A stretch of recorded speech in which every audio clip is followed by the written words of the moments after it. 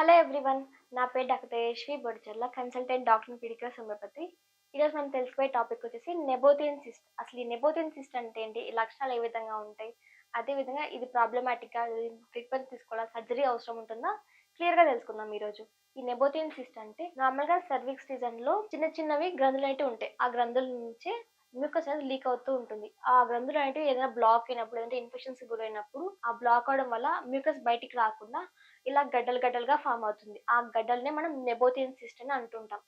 ఇలా ఎప్పుడు ఫామ్ అవుతాయంటే సాధారణంగా డెలివరీ తర్వాత, లేదంటే పాలిచ్చే తల్లుల్లో ఆ హీలింగ్ అనేది స్టార్ట్ అవుతూ ఉంటుంది. ఎందుకంటే ప్రెగ్నెన్సీ తర్వాత ఆర్గాన్స్ అన్ని నార్మల్ గా రావాలి కాబట్టి ఆ హీలింగ్ ప్రాసెస్ అప్పుడు ఆ గ్లాండ్స్ అనేవి బ్లాక్ అవుతూ ఉంటాయి. అలాంటి సందర్భంలో వాళ్ళకి కామన్ గా చూస్తుంటాం. ఇంకా కొంతమందిలో హార్మోనల్ డిస్ఫంక్షన్ వల్ల ఎక్కువ హార్మోన్ టాబ్లెట్స్ యూజ్ చేస్తారు, లేదంటే సడన్ గా హార్మోన్స్ డ్రాప్ అయిన కండిషన్స్ లో కూడా ఈ నెబోథియన్ సిస్ట్ అనేది కామన్ గా చూస్తాం. ఇవే కాకుండా కొన్ని రిస్క్ ఫ్యాక్టర్స్ ఉన్నాయి. మెయిన్ గా రిప్రొడక్టివ్ ఏజ్ అంటాం. రిప్రొడక్టివ్ ఏజ్ అంటే ఈ 18 to 35 ఇయర్స్ ఉన్న వాళ్ళలో కూడా ఈ హార్మోనల్ ఇంబ్యాలెన్స్ జరిగి ఆ నెబోథియన్ సిస్ట్ వచ్చే అవకాశం ఎక్కువగా ఉంటుంది. బట్ ఇది చిన్న సైజ్ లో ఉన్నప్పుడు ఏం పెద్ద ప్రాబ్లం అయితే కాదు, మనం నిర్లక్ష్యం చేసా కూడా. బట్ కొంతమందిలో ఏముంటాయంటే ఈ సిస్ట్ అనేది సైజ్ పెరుగుతూ ఉంటుంది. ఇంకా దాంతో పాటు కూడా పొత్తి కడుపులో బరువుగా అనిపించేలాగా, సర్వీక్స్ రీజన్ లో డిస్కంఫర్ట్ కలిగించేలాగా కనిపిస్తుంటుంది. బట్ కొన్ని రేర్ కండిషన్స్ లో ఆ వెజన నుంచి కూడా అబ్నార్మల్ గా ఫ్లూయిడ్ లీక్ అవుతూ ఉంటుంది. కాబట్టి ఇలాంటి సందర్భంలో వాళ్ళకి పొత్తి కడుపులో మంటగా, నొప్పిగా అనిపిస్తూ ఉంటుంది. కాబట్టి సైజ్ పెరిగినప్పుడు మాత్రమే ఇది ప్రాబ్లమాటిక్ గా ఉంటుంది. చాలా మంది చెప్పాలంటే ఇది అసిమ్టమాటిక్ గా ఉంటుంది. ఎప్పుడు బయటపడుతుందంటే రెగ్యులర్ గా డాక్టర్ దగ్గరికి వెళ్ళినప్పుడు, గైనిక్ చెకప్ చేసుకున్నప్పుడు, అలాంటి సందర్భంలో మాత్రమే ఇది బయటపడుతుంటుంది. అప్పుడు డాక్టర్ మీ సర్వీస్ సీజన్ లో చిన్న చిన్న బుడిపలు ఉన్నాయి, నెబోథియన్ సిస్ట్ అని చెప్తుంటారు. వాళ్ళు వెంటనే భయపడిపోతూ ఉంటారు. దీనికి ఏమో సర్జరీ అవసరం ఉంటుంది, అంటే హార్మోన్ టాబ్లెట్స్ యూజ్ చేయాలా, ఇది తగ్గుతుందా, లేదంటే క్యాన్సర్స్ కండిషన్ అని భయపడుతూ ఉంటారు. బట్ ఇది నాన్ క్యాన్సర్స్ కండిషన్. ఇది ఎలాంటి క్యాన్సర్ ని కాజ్ చేయదు. ఇది నాన్ క్యాన్సర్స్ కండిషన్. ఇది ఎలాంటి క్యాన్సర్ గడ్డలు కాదు. దాంతో పాటుగా ఈ గడ్డలు అనేటివి కామన్ గా ప్రతి ఒక్కరిలో ఉంటాయి. బట్ కొంతమందిలో ఈ సైజ్ పెరిగినప్పుడు, లేదంటే ఆ వెజన నుంచి ఫ్లూయిడ్ ఎక్కువగా లీక్ అవుతున్నప్పుడు, నొప్పిగా అనిపించినప్పుడు మాత్రమే ఇది ప్రాబ్లమాటిక్ గా ఉంటుంది. ఇది మెయిన్ గా ఆ క్లినికల్ ఎగ్జామినేషన్ మాత్రమే బయటపడుతూ ఉంటుంది. దాంతో పాటుగా వాళ్ళకి ప్యాప్స్ మీద అడ్వైస్ చేస్తాం. సపోజ్ ఈ ప్రాబ్లమ్స్ ఎవరైనా వచ్చారనుకోండి, వాళ్ళకి రెగ్యులర్ గా చెకప్ చేసి చెప్తాం ఈ ప్రాబ్లమ్స్ ఏదైనా ఉన్నట్లయితే.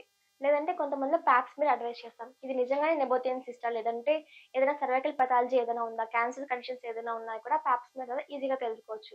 ప్యాప్స్ మీర్ అనేది పెద్ద భయపడాల్సిన ప్రాసెస్ అయితే కాదు. ఈ ప్యాప్స్ మీర్ ఎలా చేస్తారంటే, ప్యాప్స్ మీర్ కిట్ ద్వారా ఆ బ్రష్ ఉంటుంది. ఆ బ్రష్ ద్వారా ఆ సర్వీక్స్ నుంచి కొన్ని సెల్స్ ని బయటికి తీసుకొని కల్చర్ చేస్తూ ఉంటారు. దీని ద్వారా ఆ సెల్స్ ఏమన్నా క్యాన్సర్ సెల్స్ అనేది ఈజీగా తెలుసుకోవచ్చు. ఈ రెండు కండిషన్స్ సరిగ్గా తెలియనప్పుడు అప్పుడు మాత్రమే అల్ట్రాసౌండ్ స్కాన్ చేస్తాం. అల్ట్రాసౌండ్ స్కాన్ ద్వారా కూడా ఈ నెబోథియన్ సిస్ట్ అనేది సైజ్ ఏ విధంగా ఉంది, ఏ లొకేషన్ లో ఉందో ఈజీగా తెలుసుకోవచ్చు. ఈ తెలిసిన తర్వాత ట్రీట్మెంట్ అనేది ఆ సింప్టమ్స్ బేస్ చేసుకొని డిపెండ్ అవుతూ ఉంటుంది. కొంతమందికి సాధారణంగా చిన్న చిన్న సిస్ట్ ఉన్నప్పుడు ఎలాంటి ట్రీట్మెంట్ అవసరం లేదు. కొన్ని రేర్ కండిషన్స్ ఉన్నాయని చెప్పాను కదా, వేరే నుంచి అబ్నార్మల్ ఫ్లూయిడ్ లీక్ అయినప్పుడు, లేదంటే మంటగా అనిపించినప్పుడు, అక్కడ ఏదో హెవీగా ఫుల్నెస్ గా ఉన్నప్పుడు, కిందకి లాగుతున్నట్టు అనిపించినప్పుడు, ఇలాంటి కండిషన్స్ లో మాత్రమే ట్రీట్మెంట్ అవసరం ఉంటుంది. బట్ కొంతమంది ఏం చేస్తారు, ఇలాంటి ఏదైనా ఉన్నప్పుడు టాబ్లెట్స్ యూజ్ చేద్దాం అనుకుంటారు. బట్ ఇలాంటి కండిషన్స్ కి అలోపతిలో ఎలాంటి టాబ్లెట్స్ లేవన్నమాట. వాళ్ళు మెయిన్ గా కొన్ని ప్రొసీజర్స్ చేస్తుంటారు. అంటే ఆ సర్వీక్స్ లోకి ఏదైనా నీడిల్స్ ని పాస్ చేసి ఆ నీడిల్స్ ద్వారా ఆ గడ్డను కరిగించేలా చేయడం, లేదంటే హీట్ యూజ్ చేసి ఆ గడ్డలు కరిగించేలాగా, లేదంటే కోల్డ్ టెంపరేచర్ యూజ్ చేసి ఆ సెల్స్ ని ఫ్రీజ్ అయ్యేలా చేస్తూ ఉంటారు.